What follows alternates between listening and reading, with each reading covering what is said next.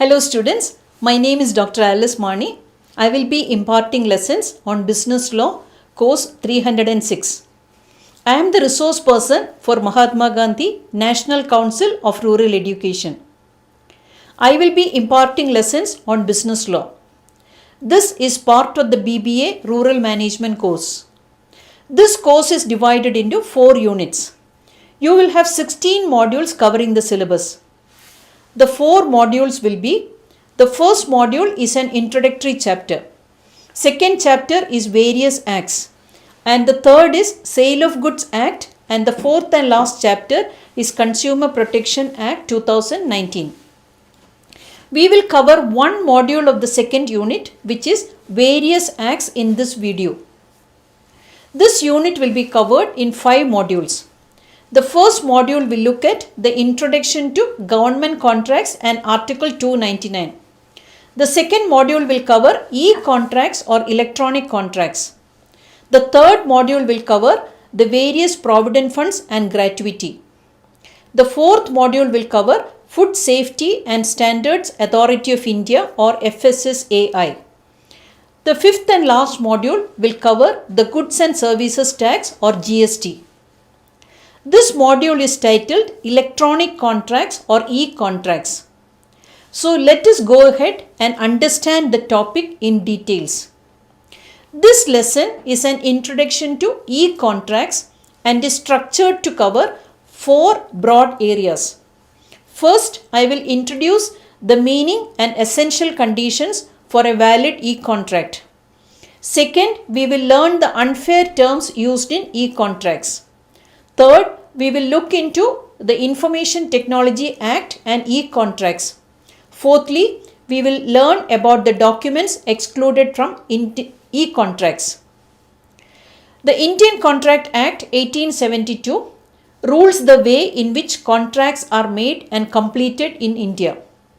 It rules the way in which the requirements in a contract are implemented and codifies the effect of a breach of contractual provisions. Electronic contracts, that is, contracts that are not paper-based but relatively in electronic form, are born out of the need for speed, ease and efficiency. Imagine a contract that an Indian manufacturer or an American exporter wish to enter into. One selection would be that one party first draws up 2 copies of the contract, signs them and couriers it to the other party, who in turn signs both the copies and sends 1 copy back. The other option is that the 2 parties meet at some place and sign the contract. In the electronic age, the whole contract can be accomplished in seconds, with both the parties simply fixing their digital signatures to an electronic copy of the contract. There is no need for sending couriers and additional travelling costs in such a situation. There was primarily a fear between the legislatures to identify this modern technology, but now many countries have legalized and legislated laws to recognize electronic contracts. The conventional law related to contracts is not satisfactory to address all the issues that arise in electronic contracts. The Information Technology Act describes some of the irregular issues that arise in the formation and verification of electronic contracts. Now, what about the execution of e-contracts? The recognition and regulation to e-contracts is provided by various laws such as Information Technology Act 2000 and the Indian Contract Act 1872. The provisions in the Information Technology Act states the attribution, acknowledgement and dispatch of electronic records and secured electronic procedures. This act recognizes the basic features of the contract such as the communication of the proposals, acceptance of proposals, revocation of proposals and acceptances, as the case may be, which could be expressed either in electronic form or by means of an electronic record. Further, The recognition of a contract is accorded under the Indian Contract Act 1872, by which the term document includes any information contained in an electronic record which is printed on a paper, stored, recorded or copied in optical or magnetic media produced by a computer. Such informations are in conformity with the conditions of the Act, which shall be admissible in any proceedings without any further proof or production of the original document before the concerned authority, and shall be regarded as evidence of any content of the original or any fact stated therein of which the direct evidence would be admissible. At the end of this lesson, you will get the required information about e-contracts, essential elements for a valid e-contract, unfair terms used in e-contracts, Information Technology Act and e-contracts, and finally the documents excluded from e-contracts. So let us study in detail and understand the electronic contracts to reduce mistakes while entering into contracts in the official capacity or personal dealings. What is an e-contract? Have you heard about this term? What is the importance of e-contracts these days? When parties enter into contracts with each other and they are interacting face to face, it's easier to avoid mistakes than when they are at a distance and contracting with each other through the internet as medium. When parties enter into electronic contracts, the whole contract can literally be concluded within seconds at the click of a button. The traditional paper-based contract law has rules that apply to matters such as jurisdiction, validity, formation of the contract, modifications to contracts.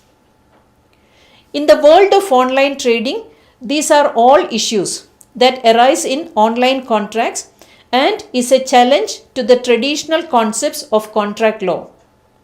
An example of an electronic contract that went horribly wrong occurred in 2002 when a reputed multinational company placed a camera for sale on its United Kingdom website for €100 instead of €329. Before the company could rectify the error, thousands of orders had already been placed. The company was faced with an option of honoring the contracts or face a lawsuit by the dissatisfied customers. Initially, the company responded saying that it was a mistake and they would not accept the orders. One of their arguments was that the orders were simply bids to accept its offer for sale, but it was not an acceptable argument as the company accepted the orders and finally formed an online contract. Thus, the company was left with little choice but to honor the contracts. The company suffered huge loss, but if the customers would have won the legal battle, it would have been loss of reputation also for the company. Nowadays, due to the COVID-19 pandemic, we order everything online, from groceries to air tickets, consumer durables, food and even medicine. The traditional business models have now been changed. Therefore, it's important to understand e-contracts. An e-contract refers to the computerized facilitation of a contract in a cross-organizational business progression. It is an incredible new mechanism and is the need of the hour due to the prevailing COVID-19 pandemic. It facilitates electronic trade relationships between the parties. E-contracts are modeled, executed, specified, controlled, enacted, monitored, and either fully or partially developed by a software system.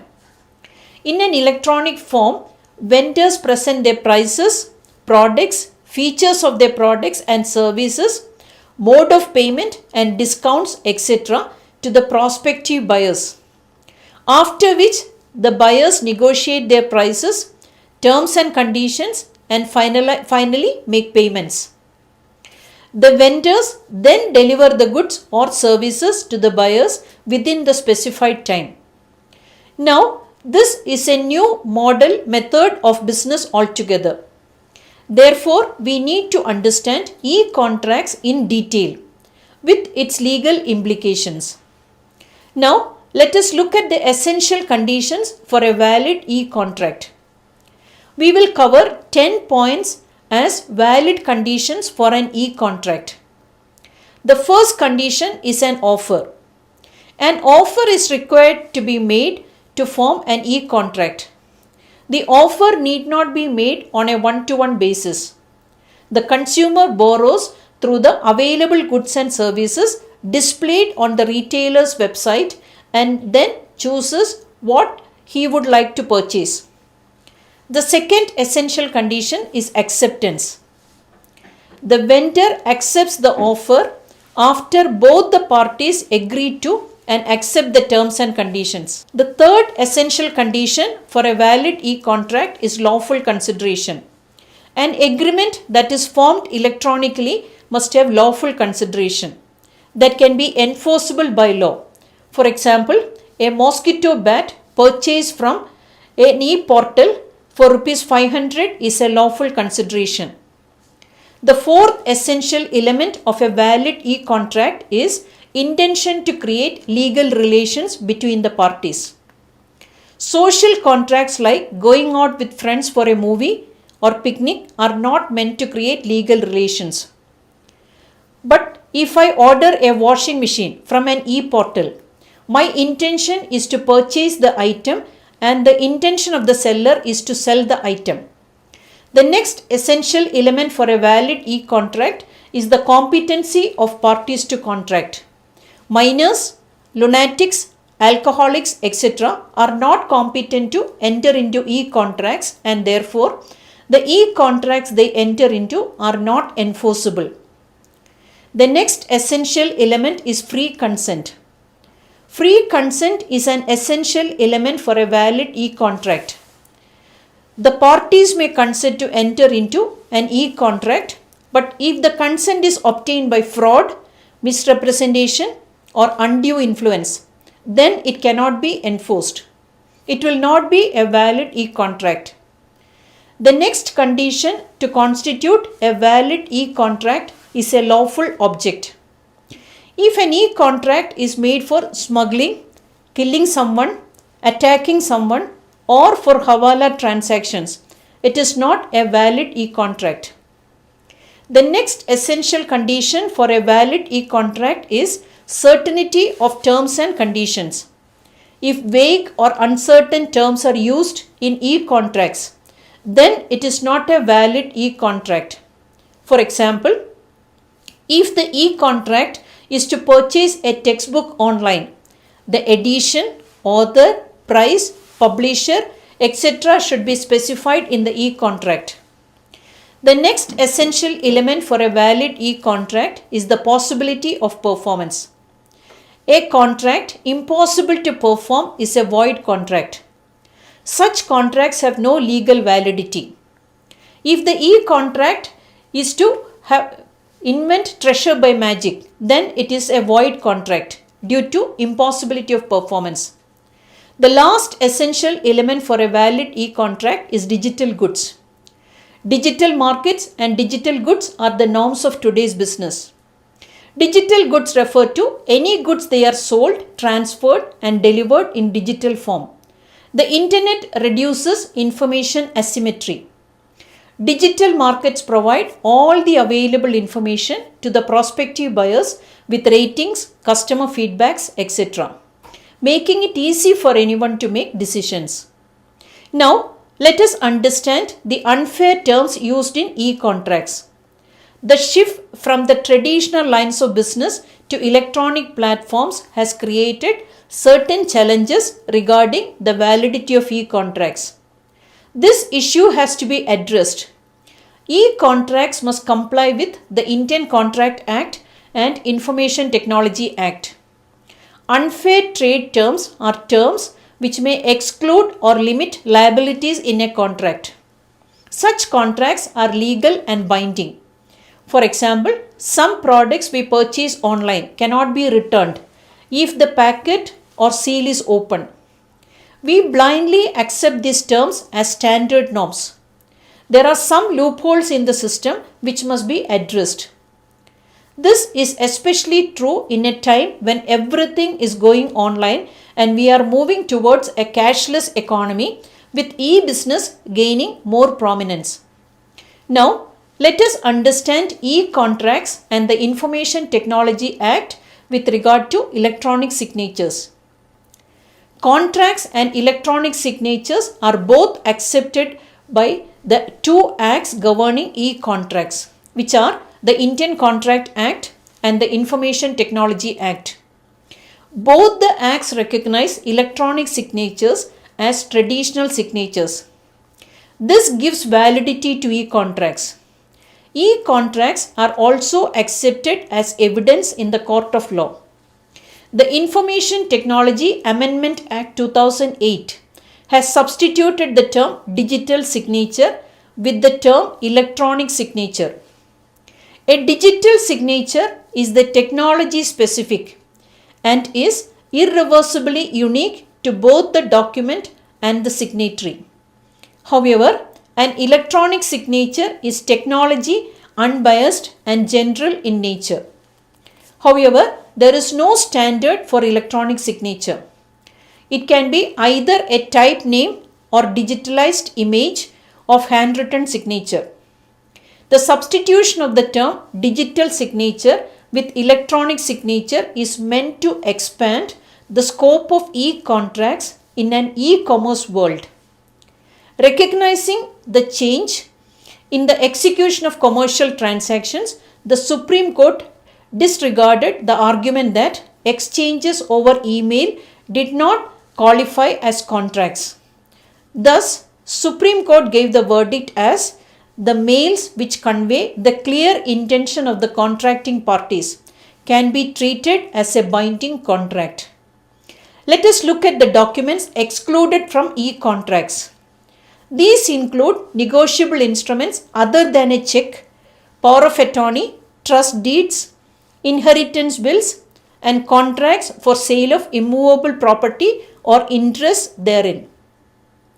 These contracts are not valid documents if made in electronic form. Electronic contracts are the contracts which take place through e-commerce without meeting the parties to the contract. These contracts are generally very similar to the paper-based commercial contracts in which the commercial transactions are conducted and concluded electronically. With the advancement of technology and the globalization, it has accelerated the presence of e-commerce companies throughout the world. Let us understand the types of e-contracts. There are three types of e-contracts, namely browse wrap agreements, shrink wrap contracts, and click wrap agreements. First, let us understand browse wrap agreements. These agreements are considered as a browse wrap agreement which is intended to be binding upon the contracting party by the use of the website. These include the user policies and terms of service of websites such as Flipkart or eBay and are in the form of a term of use or a user agreement or terms of service which can be used as the links at the corner or bottom of website. Now, let us look at the second type of e-contract, that is shrink wrap contracts. These contracts are the license agreement by which the terms and conditions of the contract are enforced upon the contracting parties and are usually present on the plastic or in manuals accompanying with the software products which the customer buys. Now, finally, the third type of e-contracts, that is click wrap agreements.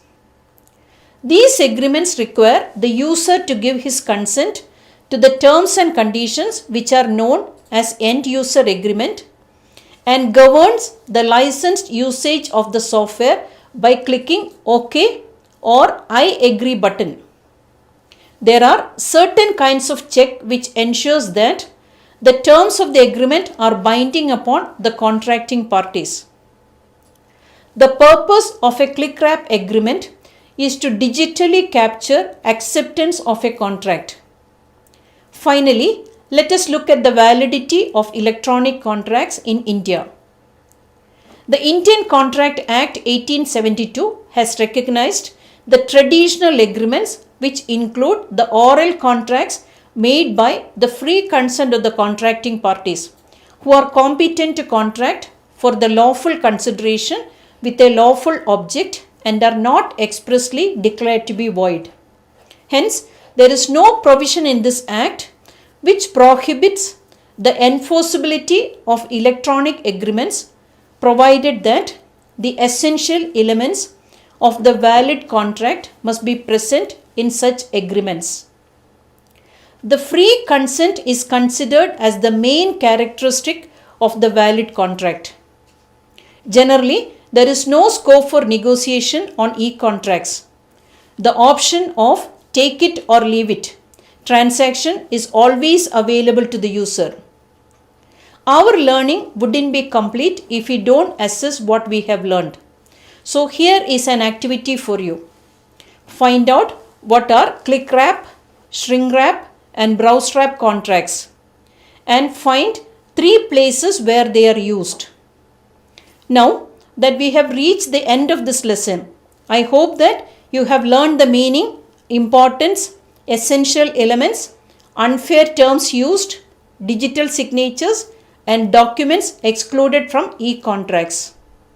Hope you got a good insight on the topics we discussed in this module. To conclude this video lesson 5, I want to tell you that we are learning the video lessons from chapter 2, which is titled Various Acts.